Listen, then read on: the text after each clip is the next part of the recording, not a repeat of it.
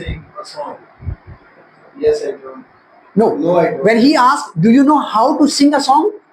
If you cannot sing a song, so here you will answer will be that no, I don't. No, I don't. No I don't या yes I do, बस इसी के साथ आपने जगल करनी है. आपसे इंटरव्यू में, जॉब में कहीं पूछा जा सकता है, do you know how to drive a car, do you know how to operate a computer, do you know how to talk with strangers, do you know how to, कोई ऐसा awkward किस्म का सवाल भी पूछा जा सकता है. तो आंसर क्या होगा?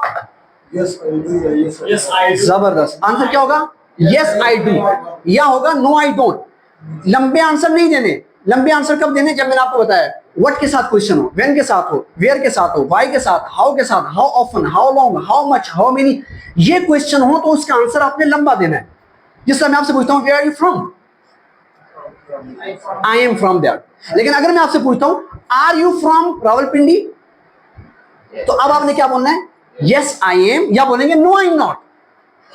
आंसर क्या होगा? यस आई एम या मोहसिन क्या होगा आंसर? यस आई एम या no I am not. Very good, clapping for him. He spoke माशाल्लाह very well and he given the good answer. Now ये हाथ यहां रखो, इस हाथ को यहां होना चाहिए. अंडरस्टैंड?